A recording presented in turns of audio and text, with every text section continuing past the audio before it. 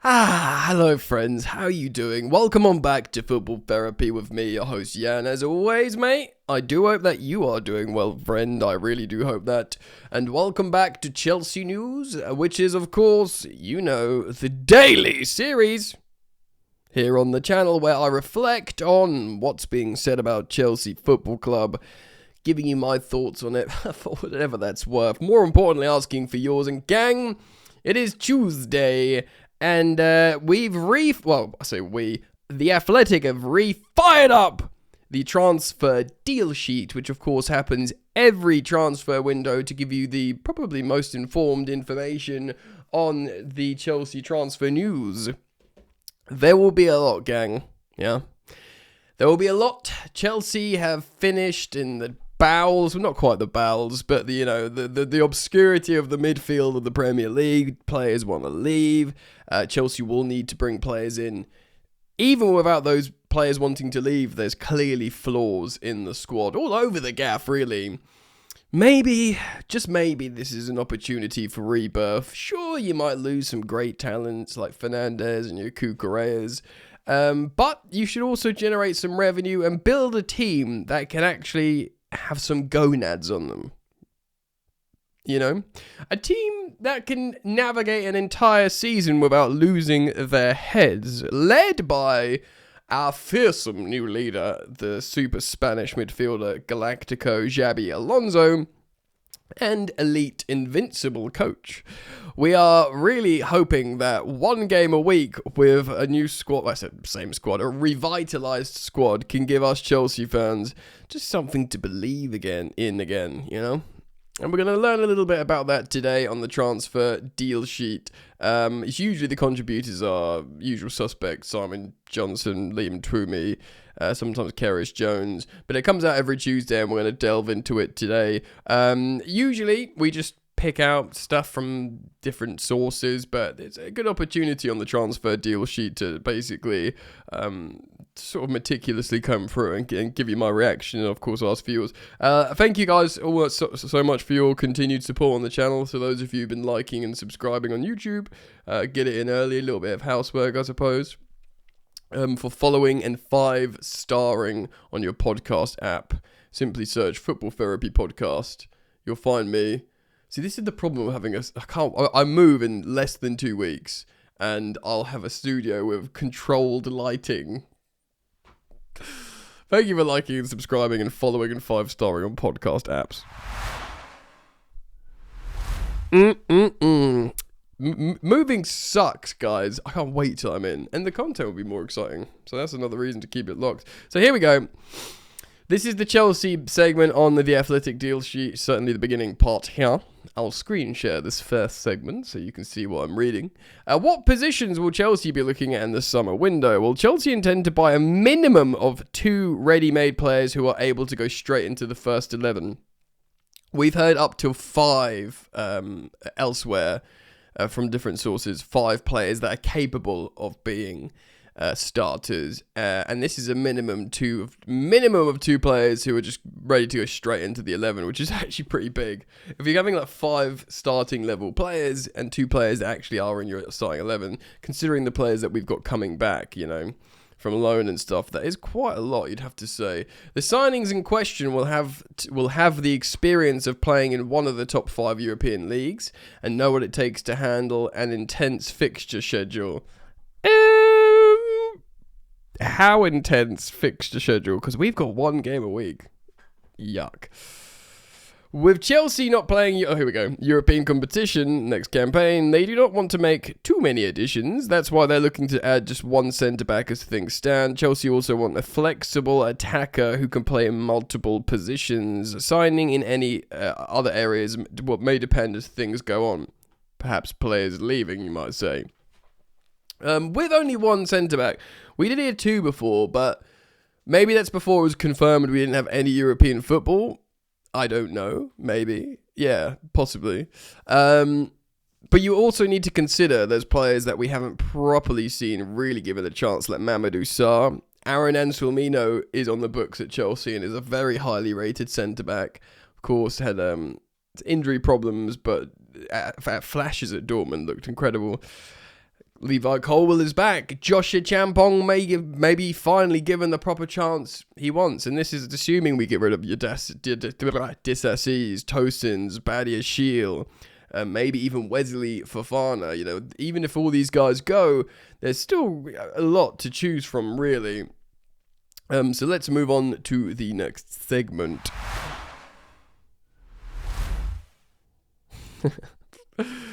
Here we go. What is it? This is Cucurella.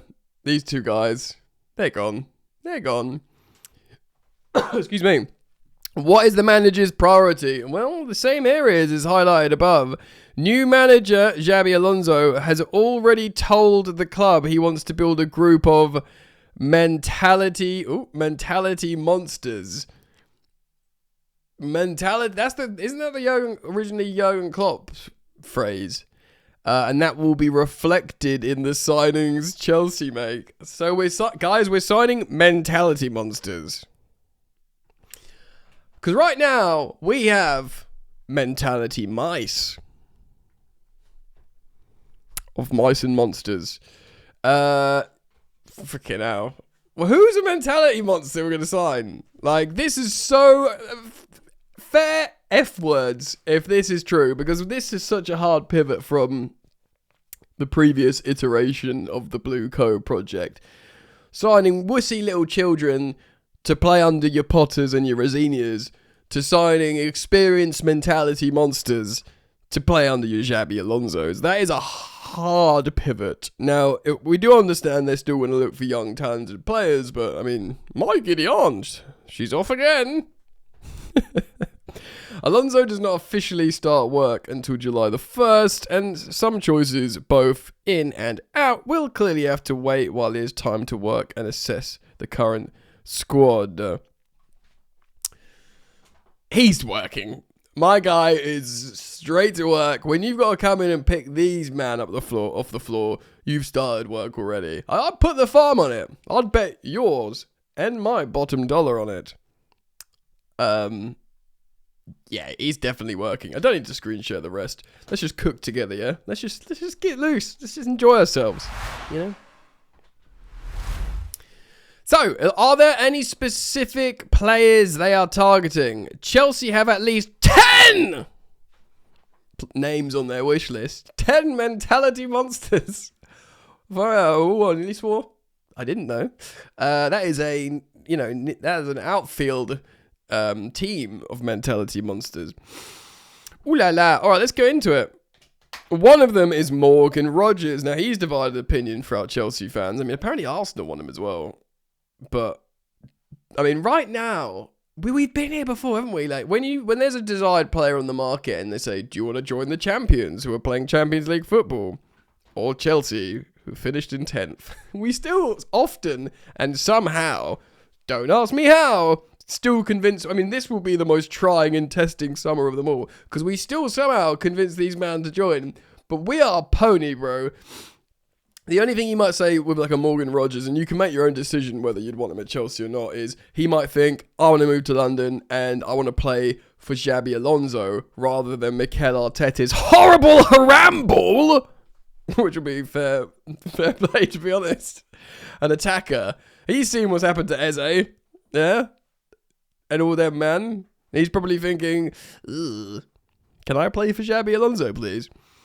So one of them is Morgan Rogers, who they've had interest in since he was playing for Borough, which is obviously a long time ago. He's also best mates with Palmer, isn't he? Besties.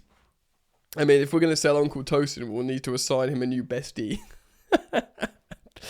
They are among the 3 to 4 teams looking to buy him from Aston Villa. But surely Villa, they're right, because they're in the Champions League, they won Europa. Surely they won't need to sell. Like before, they were in financial qualms.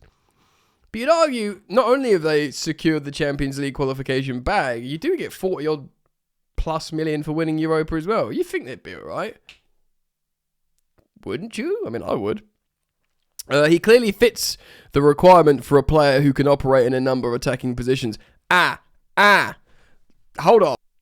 Never mind, the thing I wanted didn't come up, but like, where have I said that before? Sorry. Head out the gutter. Anyway, look, I was going to show you like a heat map. Morgan Rogers is like a number 10 who also can play on the left, right? So he's like the opposite of Cole Palmer in the right. They're like right 10 and left 10. Imagine the besties, the super happy best friends playing in Xabi Alonso's 3-4-2-1 box formation. And then you got Palmer in what is in theory his perfect position, not quite a right winger. Not quite a number 10. Why can't I speak English? And then essentially Morgan Rogers is the opposite, but the other side. He's a perfect fit, no? I mean, I'm just speculating here, but it feels that. Look, Rogers will cost a lot of money. He hasn't got insane numbers. I mean, Gibbs White, different Morgan. He's the one that's been tearing it up. But yeah, he's the one who's not got called up for England, but Morgan Rogers has. You know, maybe the coaches know more about football than I. I don't know. I wouldn't be angry at Morgan Rogers. He'll feel like a pretty cool signing, but I feel like it'll cost a lot of money. Anyway, it'll be very interesting to see if he'll get... I guess he's a mentality monster. He's killing it for Villa, winning trophies, and Tuchel literally possibly will start him in some games over Jude Bellingham. Maybe he is. Maybe. Let's continue reading. They have made a gentle inquiry.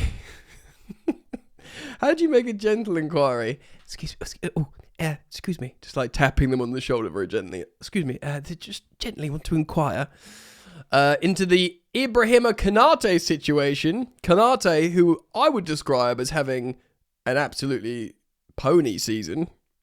He looked mustard at one point. For all you non-English people listening and watching, pony means bad. Mustard means good. But he's on a free contract. He'll either, I think he'll stay now that Arne Slot's left, or go Real Madrid. I don't think he'll come to Chelsea, but we've made the gentle inquiry. Of course, his contract expires at the end of the month. This is the Virgil van Dijk gentle inquiry again. To me, this is a PR move, personally. I don't think we'll get Konate. It'd be interesting to see if... Because he has played bad as well. It's a weird one. Also, we wouldn't pay his wages. Or would we? Is the period of self-reflection hard pivot mean we're going to suddenly pay massive wages again? I seriously doubt it. All right. Sources say in France, a deal to sign Strasbourg's Valentin Barco is in place. I mean, yeah, that's like the worst kept secret in football, isn't it? Barco to Chelsea. The 21-year-old has already announced he's leaving the Ligue 1 club, but Chelsea have yet to confirm he'll be joining him. Yeah, Valentin Barco, very, very exciting. I've said this for months now. The biggest compliment you can pay Barco is that he looks like a PSG midfielder, and one that would slot into like the midfield of Luis Enrique's PSG quite well. So that is a huge compliment, and therefore it's a good player for the Chelsea, man. Anyway, let's talk about the sales then. Right. Are we all in place? Everything in order? I believe so. Right, yeah, next segment. Who are we looking to sell? Spain international Marc Cucurella is facing an uncertain future at Stamford Bridge. As The Athletic reported, Atletico Madrid and Barcelona, of course he'd prefer Barcelona because he's La Masia kid, and he'd probably accept Atletico Madrid because it's the rival of Real Madrid, but he's already said he would never join Real Madrid and would rather cut his hair, even though he said he'd never cut his hair. They're both interested in him. Chelsea are relaxed about the situation. Cucurella's future at the club is yet to be decided, although they would not block his departure if an offer is matched to their valuation of the fullback. Thing is with Cucurella is he's 28 this summer before the season starts. He's got 2 years left on his deal. They did give him a pay rise to reflect his good work, but they didn't give him a contract extension. Which is interesting. Works out for him, really, doesn't it? Because it leaves him open to like more moves and he gets more money. It's good of Chelsea, I suppose. I think probably he wants to leave, and I'm pretty sure other reports would suggest he wants to go. I think Simon Phillips on his Substack was like, yeah, he wants to go, which is fair. He wants to have still some of his prime years and retire in Spain, which is sort of the sweet spot now, really. Chelsea get a lot of money for them. I think we'd sell him. But I don't think it's like a disaster if he stays, because obviously he's going to have conversations with Xabi Alonso, Again, Spanish international. Maybe he can convince him, but maybe he doesn't suit the profile of Alonso Ball either. So I reckon it could go both ways. He'll be on significant wages, and he could make a significant fee, so Chelsea would be open to selling him. But yeah. Similarly, Enzo Fernandez has also been left out of the definitely not for sale list. I mean, come on. Albeit Chelsea are not desperate to cash in either, they value the Argentina midfielder at 120 million, which would make him one of the most expensive transfers in history. Yeah, I think this is a deliberate PR briefing for a transfer negotiation. I think Chelsea if they get their money back on Enzo Fernandez, which would represent a huge book profit. I know it's boring financial jargon.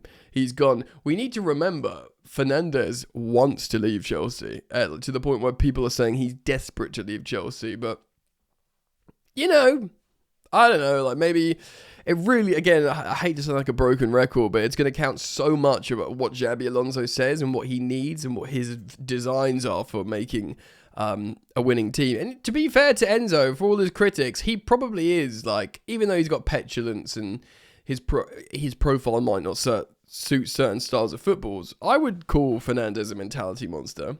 Because he wants to win. He's always shouting at his teammates, he has won trophies. He's won the World Cup. Club World Cup, Conference League, and, other stuff. Has he? Maybe, has he? He'll be one of the favourites to win the World Cup again. He won the best young player of the World Cup. I would argue he is a mentality monster, so maybe Xabi will keep him and will convince him to stay.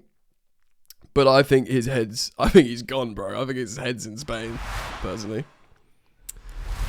Nice. We get into there's a lot of sell stuff, so we got to lock in, guys. Chelsea are willing to consider the reintegrating Nicholas Jackson back into the squad following his loan at Bayern Munich. A centre forward will be sold this summer, but it will not be Joao Pedro.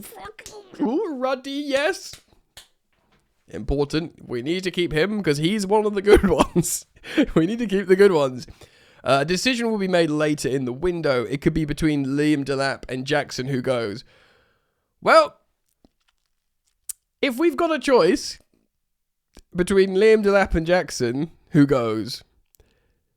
It's going to be really tough, but it's a tough decision. But what cab company would you choose to buy Liam Delap? His cab out of Cobham, because they go at different rates, and one might arrive quicker than the other. No, bless him. Yeah, for me, it's Nico over Liam every day of the week, and but we've got Omega as well. They haven't mentioned him here. He's coming in. Philip Jorgensen's asked to leave in order to get more game time, and his wish will be granted. Yep, absolutely. There are clubs keen on midfielder Romeo Lavia, but Chelsea want to keep things as it stands. Yeah, it's an interesting one with Lavia because a lot of Chelsea fans are like, just sell him. He's never played 90 minutes in 3 years. Screw it, he's never available. The best ability is availability. He does not have that ability, so get him the hell out of here. Chelsea still believe in Lavia. He's a real talented, unique. He's a bit of a unicorn of a player, and people don't want to hear it because he's never playing football. But I think they feel, if they sold him now, they'd sell him for half the price they bought him for. And he could eventually become... I've got to answer my phone. Sorry about that, gang. I had to pick up my phone. So yes, Romeo Lavia, Chelsea are basically frightened that if they flog him now, they'll sell him for half the value, and he'll turn into a player double the value of what they bought him for, because they think the ceiling is still so high on Romeo. A biblical storm has just opened up here in the kingdom. It's fluctuating between sunny, nice stuff, warm, and it's like rainforest weather, hot and stormy. Bit like me. It's one for the Tinder profile. Let's continue going there then. Chelsea will look to sell some centre-backs. We'd imagine so. Disasi has already got interest from a number of clubs in Europe following a good loan at West Ham. Yeah, they proper loved Disasi at West Ham, didn't they? With Chelsea looking to sign a starting central defender and Levi Colwill fit again, much will also depend on players such as Wesley Fofana, who isn't on the incentivised wages. He's on high wages. So that's something to think about. Trevoh Chalobah, who represents pure profit, sadly, but that's the truth. And Chelsea will always consider selling Trevoh if he's not an undisputed starter. because it's free money, especially in a time when, let's be real, Chelsea need it. And Benoit Badiashile, who never made it at Chelsea, they're prepared to drop down the pecking order or go elsewhere. It depends on whether they're prepared, to go down the pecking order. Tosin is valued as a leadership and has not been told to look at a new club as of yet. Man! No offense, Uncle Tosin, but you're free money. Come on! I am not on the Tosin train. Winger Tariq George is expected to be sold permanently. Regardless, he's pure profit as well. Of course, academy graduate like Trevo. Everton still have an option in place to buy him after loaning him in January, and that still remains a possibility, but other clubs are keen too. Striker David Datro Fofana, we hardly knew ye, had spells on loan at Fatih Karagümrük, and Strasbourg, funnily enough, as well, last season. Chelsea will look to offload him for good during the closed season. Funny that. Champong and Mamadou Sarr are in the not for sale list and will be part of pre-season. Yeah, that's unsurprising. I wonder if one of them could go on loan though still. This is interesting. Midfielder Andre Santos is not considered to be untouchable, but that does not mean Chelsea want to cash in on him. That's very much a briefing putting the feelers out, because of course Man United wanted him, Bayern Munich wanted Andre. So that's maybe, look, we don't want to sell him because he's really good, but if you throw a load of money at us, we'll consider it. That's what that is given to me. Decisions on senior players going out on loan will be made clearer or later in the window. So let's speak about the young loanees then. Chelsea wants striker Gu to get game time elsewhere. He made 13 appearances for the first team this season, yet most were a substitute. A permanent transfer has not been ruled out, but the club's preference is a loan right now. Clubs in Italy, Germany and Spain are all keen. Yeah, I think Gu's a fascinating one because he cost nothing, 5 million. And if we sold them today, you'd make 15 million quid, 10 million cash money profit. But there's probably an idea that, oh, hello, cat. The cat's just come in. Yeah, she's absolutely soaked. And now weighing everything in the office. Good job. Yep, you groomed yourself there. Just throw me right off. This is drowned rat running through the door. Yeah, Gu, I reckon they probably feel like they could crank his value up to the 30 million that everyone was willing to buy Delap for. That's my guess on Mark Gu. The highly rated attacker Amari Kellyman will go on loan again. Of course, he scored 11 goals for Cardiff to help them win promotion. I missed that one, kind of snuck past me. Good for him. Championship clubs and teams in Europe have already expressed an interest. Yeah, he was a weird one. He was part of the sort of non-swap Martz and Kellyman sales swap. It was because they're both academy graduates. It was like a pure profit special deal with Aston Villa that all the other clubs didn't like the fact that Chelsea and Villa were doing that. But yeah, apparently he's good because it was always injured all the time. Shim Mayuka also earmarked for first team football elsewhere. Of course, he's only 18. He won PL2 Player of the Season, and he was, captain of the under-21s at 17 years old. So not even the under-19s or 18s or whatever it is. So Shim could go elsewhere, get great loan, and really see what this kid's made of. Goalkeeper Gaga, who's not made an appearance for Chelsea since joining from Chicago Fire, will also be considered for a move away. Caleb Wiley, Jesus, remember him, American left back. Was that Watford? Did he go to Strasbourg as well? Kendrick Paez, 2 acquisitions that have not featured for Chelsea yet, earmarked for a loan. Well, Paez was meant to be a superstar, but that is going away very quickly.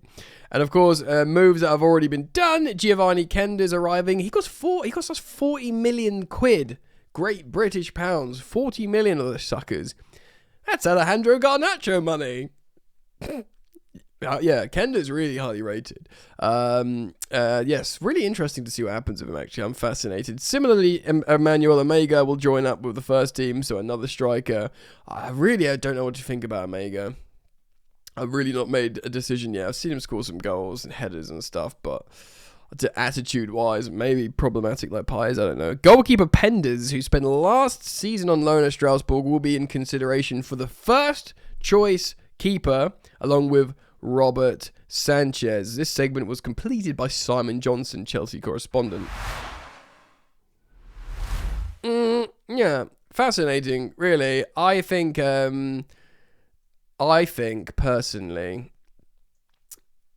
Rob Sanchez would not accept a being second choice to young Mike Penders. It could be Petr Cech and Courtois all over again, although Rob Sanchez is not as good as Petr Cech. But Penders is supposed to be the second coming of Courtois, so, we'll see what happens there, gang. Lots to consider. The big takeaways from me are the 10 targets of mentality monsters. And, of course, lots and lots and lots of business to be done. There's so many transfers, ins, outs, shake it all about, loans, man. There'll be a lot of loans as well. And lots of business to be done. But let me know your thoughts. Please do leave them down in the comment section below. I'll be grateful for them. Thank you as always for joining me, for supporting the content, for liking and subscribing on the YouTube and dropping those hype points down here. And following and 5-starring on your podcast apps. Just search Football Therapy Podcast, Apple Podcast, Spotify. Give us a follow. Give us a 5-star. I do really appreciate it. And yeah, man, that's it from me. So take care of yourselves, and I'll be back soon. Peace.